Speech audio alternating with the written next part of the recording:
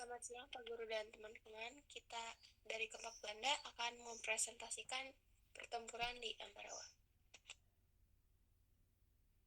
Anggota kelompok kami itu terdiri dari Evelyn Stella absen 7, Fari Laurians absen 8, Felicia Kristianto absen 9, Hansen Orlando absen 13, Jansen Orlando absen 15, Joshua Giti absen 17, Vanessa Wijaya absen 31, dan saya sendiri absen 32. Yang pertama, saya akan menjelaskan tentang latar belakang.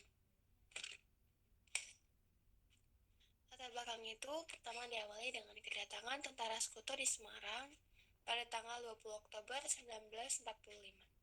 Pemerintah mengizinkan pendaratan sekutu karena sekutu datang hanya dengan alasan ingin melucuti tentara Jepang yang ada di Ambarawa. Dan Jepang, mereka sendiri berjanji tidak akan mengganggu kedaulatan Indonesia sendiri yang sudah merdeka. Tapi ternyata tentara Jepang ini, sekutu ini ingkar janji. Tentara sekutu diboncengi oleh Nica.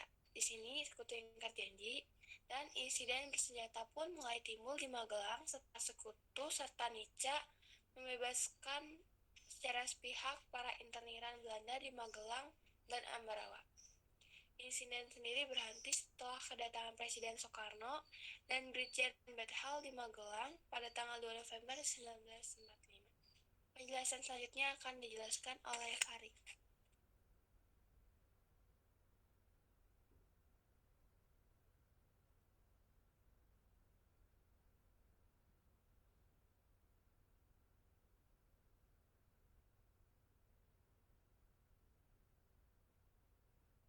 Hasil perundingan tersebut adalah yang pertama, sekutu tetap menempatkan pasukan mereka di Magelang untuk mengevakuasi tawanan perang. Yang kedua, jalan raya Magelang menuju Ambarawa terbuka bagi Indonesia dan sekutu. Yang ketiga, sekutu tidak akan mengakui aktivitas NICA dalam badan-badan yang berada di bawah kekuasaannya. Pada tanggal 20 November 1945 di Ambarawa, terjadi pertempuran antara TKR dengan sekutu. Lalu pada tanggal 21 November, pasukan sekutu yang berada di Magelang ditarik ke Ambarawa.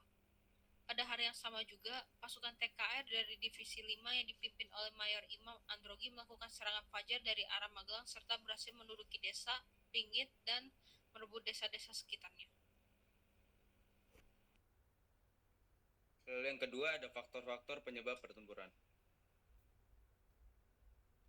Faktor yang pertama yaitu datangnya tentara sekutu. Yang kedua, kerjasama sekutu dengan NICA. Dan yang ketiga, pertempuran antara TKR, tentara sekutu, dan NICA.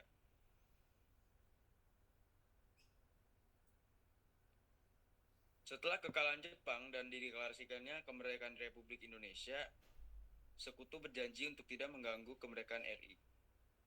Pihak sekutu mengizinkan pasukannya ke Ambarawa untuk mengurus dan merehabilitasi tawanan perang. Selanjutnya akan dijelaskan oleh Jansen.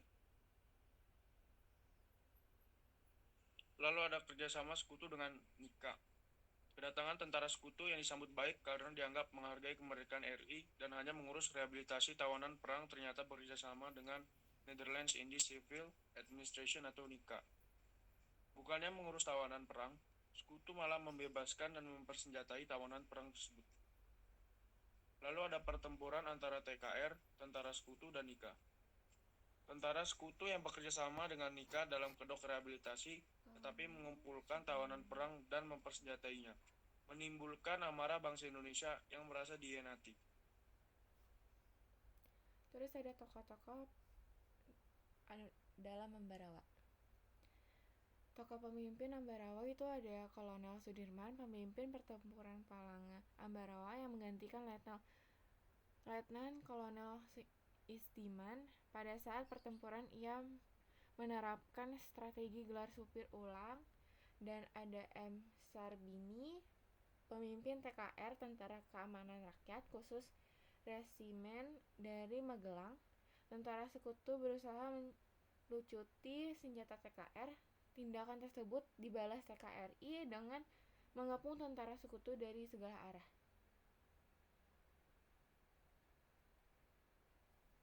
Lalu ada Letnan Kolonel Istiman, pasukan yang bertugas dalam mengatur siasat pertempuran dan akhirnya gugur dalam pertempuran Ambarawa. Dan yang terakhir ada Brigadier Battle, pemimpin tentara sekutu pada Perang Palagan Ambarawa. Ia datang ke Semarang pada tanggal 20 Oktober tahun 1945.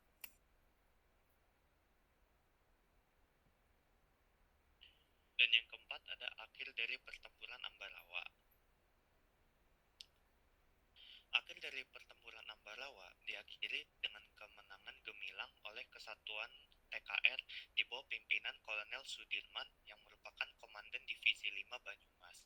Kemenangan pertempuran Ambarawa kemudian diabadikan dengan dibangunnya Monumen Palagan Ambarawa dan diperingati secara resmi setiap tahun sebagai Hari Juang Kartika atau Hari Jadi TNI Angkatan Darat. Perjuangan memenangkan pertempuran Ambarawa dimulai pada tanggal 11 Desember 1945, di mana Kolonel Sudirman mengadakan persiapan bersama dengan Komandan Sektor TKR dan juga para laskar. Adapun penyerahan baru dimulai pada tanggal 12 Desember 1945 sekitar pukul 4 dini hari. Pertempuran ini berlangsung selama 4 hari, di mana pada tanggal 15 Desember 1945 pertempuran selesai dengan Indonesia sebagai pemenang dan pihak tentara sekutu dan Nica dipukul mundur ke Semarang. Akhir dari Perang Ambarawa sendiri juga membawa dampak-dampak bagi Indonesia, di antaranya dampak negatif. Yang pertama, ada banyaknya pejuang yang gugur. Banyaknya pejuang dari pihak Indonesia yang kehilangan nyawa itu bagaimana terjadi dalam setiap pertempuran. Kedua, gugurnya Letnan Kolonel Istiman.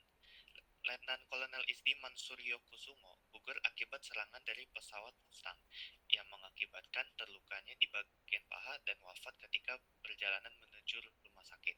Ia sendiri merupakan salah satu orang kepercayaan Kolonel Sudirman. Yang ketiga, ada terancamnya keamanan.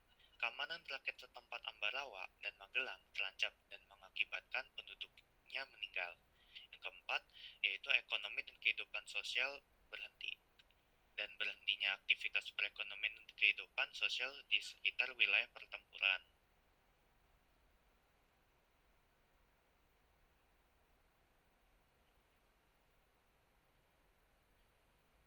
Nah, yang terakhir ada dampak positif Perang Ambarawa.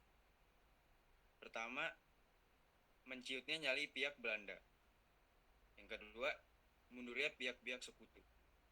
Dan yang ketiga, semangat juang di daerah lain berkobar.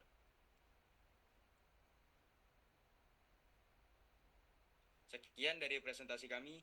Mohon maaf bila kami masih membuat kesalahan. Terima kasih.